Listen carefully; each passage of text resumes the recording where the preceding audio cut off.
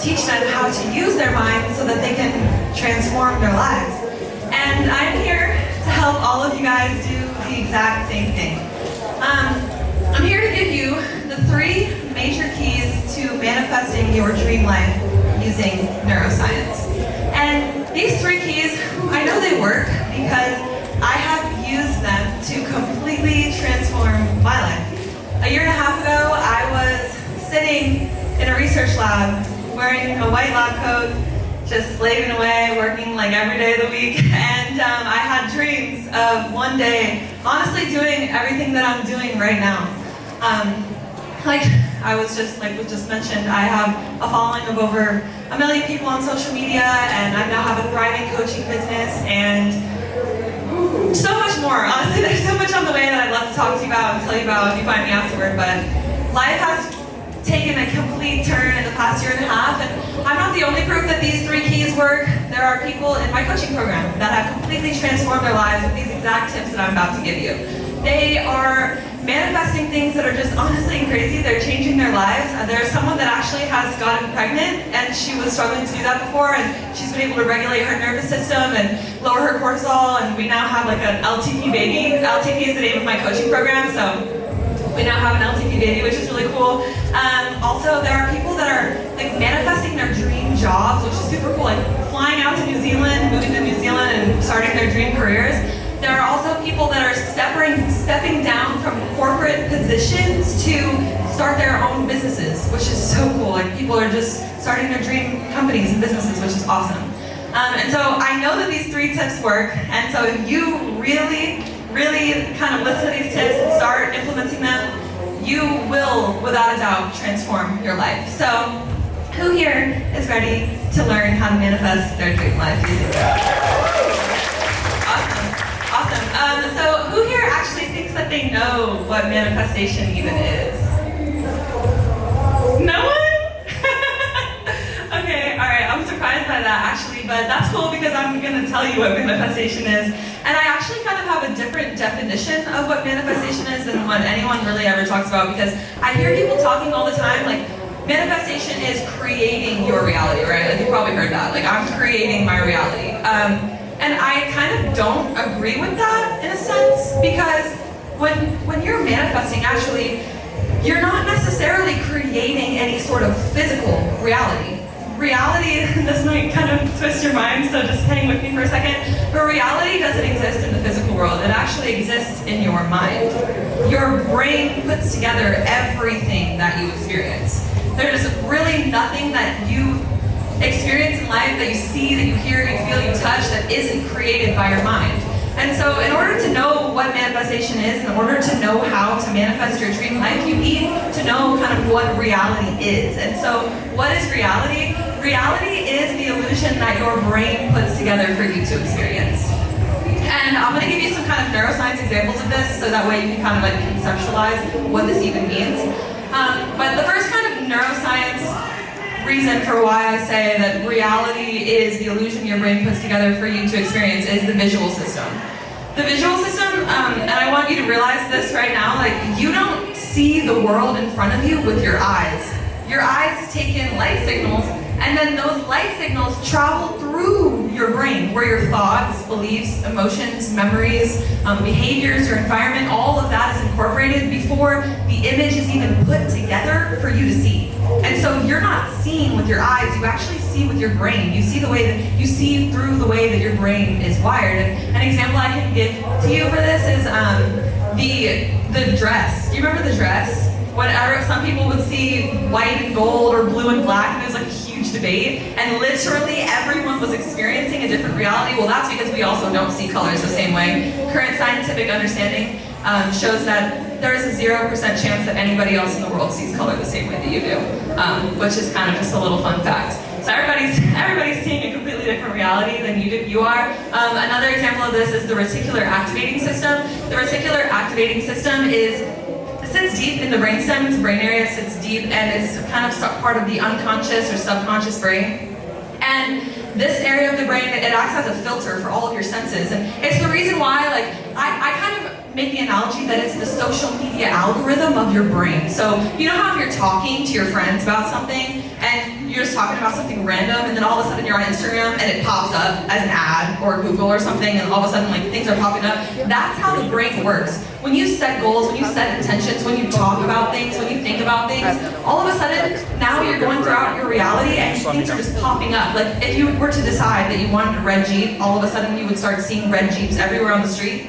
That is because your brain is filtering and bringing your attention to things that are in line with the way that you talk, feel, your memories, your beliefs, all of that. So that's the second reason. And then another reason why the brain creates your reality is, an example is the placebo effect, right? Like if you have a specific mindset or a belief that something is going to work, you actually will have a different biological reaction to whatever it is that you're doing. Like if you were given a drug that has actually no effect but told that it would work, you would actually experience a biological change from the belief alone. They take this into account when they're doing drug development and research. So all three of those examples are kind of reasons, neuroscience reasons, for why your reality kind of is put together by your brain. What you are experiencing depends on the way that your brain is wired. And so that leads me to kind of my first major key to manifestation. The first major key is that you need to rewire your brain to kind of manifest your life. And I want you to realize, like, really what the first major key and what you really need to remember is that you are always manifesting. You are always manifesting, not just when you're sitting and visualizing or meditating or doing your affirmations or speaking things into existence. You are manifesting 100% of the time because your reality is being put together by your brain 100% of the time. And this isn't meant to be scary, this is actually meant to empower you because you can rewire your brain so that your brain is putting together a reality that is your dream. That is your dream come true. And so how can you rewire your brain? Well, a few ways you can rewire your brain to kind of start manifesting a reality that you want to experience. Two of my favorite ways are affirmations and mirror work, and do not sleep on the power of affirmations. Literally, Novak Djokovic, the best tennis player of all time, when he wins, he talks about the fact that he tells himself he's good enough in the mirror every day. If the greatest of all time has to do that, then we should all be doing that, right? So look at yourself in the mirror, you're activating your reward system, the reward system of your brain. Like it boosts dopamine to speak about yourself positively. And so you're activating the reward system, you're boosting dopamine, and when you look at yourself in the mirror, your brain learns to associate that dopamine from what you're saying with the image of you in the mirror, which boosts self-confidence and boosts self-love. That's one way. Another way is hypnosis. Hypnosis is an amazing way to rewire the brain. I love sleeping to sleep hypnosis tracks.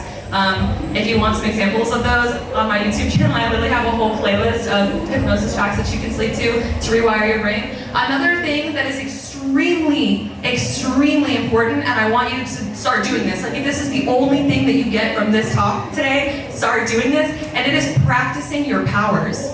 Like you need to realize how powerful you are. And one way to do that, and this is my favorite way to do it, is through intention setting. How many of you guys know like what intention setting is? Okay, cool. So intention setting is kind of stating what you want to get out of whatever it is that you're doing. And so an example of that is before I would come up on the stage, it would be my intention that I would be in flow while I'm up here and that people would be able to receive the message that I'm trying to share. And this is very powerful. I use it all the time. I use it before I need to focus. I'll be like, okay, brain, I'm going to be focused now when I need to go do work. And I've actually had people, one of my coaching clients, he started setting intentions before his job interviews, and that's actually how he landed his dream job, was that he started setting intentions for how he wanted his interview to go before he did it. And this is so powerful. You're priming your brain to activate the way that you want it to activate before you start doing it, whatever it is that you're trying to do. So set intentions. Set intentions is so powerful. He also used intention setting to run the furthest he's ever run in his life at like the shortest time. So if you're, for my fitness people, like set intentions before a workout or whatever it is. Like if you're trying to PR, then set that intention and you'll watch magic happen, seriously. So that's kind of my three favorite ways to rewire the brain to kind of manifest what you want. So that's where we can move on now to manifestation major key number 2. And this one might actually shock you. This one might blow your mind a little bit, and it's actually that you don't want any of the things that you're trying to manifest. Like you don't actually want the thing itself. What you really want is the feeling that you're going to get from whatever it is that you're trying to manifest. And I'll give you an example. So I, of course, like all of of us want more money. Like, who wouldn't want to be more abundant financially, right? Like, of course we want to make more money. And the way that I actually kind of unlocked my money mindset when I was thinking about this and using this exact tip was that I don't want money for more money. I want more money for more freedom, for the ability to travel, for the ability to have time to myself and spend time with people that I love and do what I love. That's the reason why I want money, for the feeling itself. And so the reason why a lot of people struggle to manifest what they want in life is because they are out of alignment with the feelings that are associated with the things they're trying to manifest, okay? And so in order to manifest and bring whatever it is into our physical reality, you need to get into alignment with the feeling state. And so what you can do, and here, I'll give you a few tips right now. So what we need to do is we need to close the gap between where we are now and where we want to be. And how can we close the gap? Well, the first way is to raise our frequency through raising our emotional state. And 3 of my favorite ways to do that. 1 is to let love lead the way. Like, you need to practice love, do the things that you love, be on the track of love and not on the track of fear. And one of the best ways to kind of stay in the track of love is to express gratitude all the time. Gratitude is so powerful. Like, I really want you to realize how powerful a gratitude practice is. It boosts serotonin, it boosts dopamine, and it also activates circuits in the brain that kind of will help you see more things to be grateful for. And then over time, those circuits become stronger, and now you're just seeing things to be grateful for everywhere. And that's kind of the abundance mindset 101, is when you're actually perceiving more abundance. And the second way to kind of raise your frequency or your emotional state is to live super authentically. You have to be in alignment with your values and who you really are and who you want to be as well. So take stock of, like, who is it that I want to be? Like, what are the values of the person that I'm trying to become? And then be those values.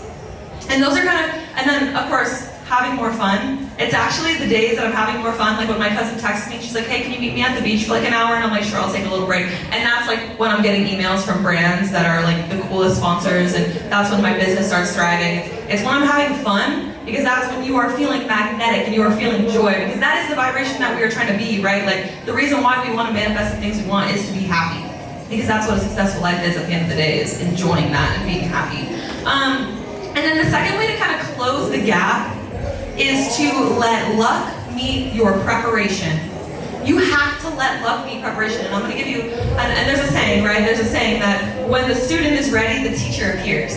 Well, when you are ready, your manifestation will appear. You have to prepare. And an example I can get to is, I've always kind of wanted to write a book. I've always thought one day I'm going to be a New York Times bestselling author. And I kind of always had this, but I thought that it would be super far off into the future, like, oh, one day, you know?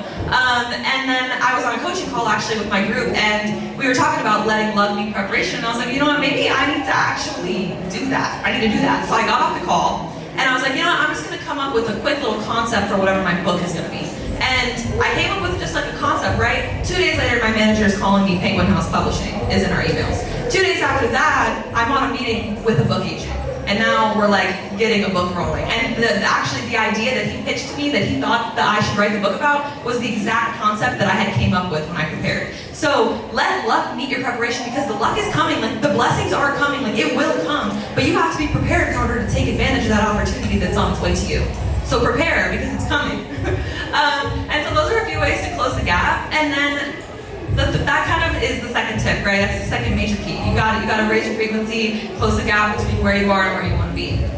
And then that leads me to the third major key of manifestation. The third major key is that you need to detach from the outcome and remove importance, right? There's that saying like, oh, you find the one when you're not looking, or like the best things come like that are unplanned and all that. And that is very much the case.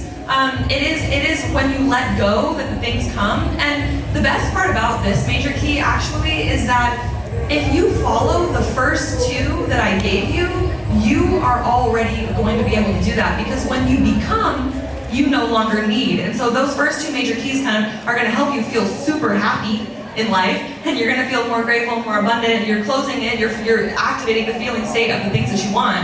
And now, you know, it's becoming a lot easier for you to let go, because you don't feel like you need these things anymore. And I want to really stress the importance of this, because And take for example, like if you're in a relationship, right, like with a partner or someone, if you are really needy and you need them to be happy, you're actually gonna push them away, right? Like needy energy pushes people away.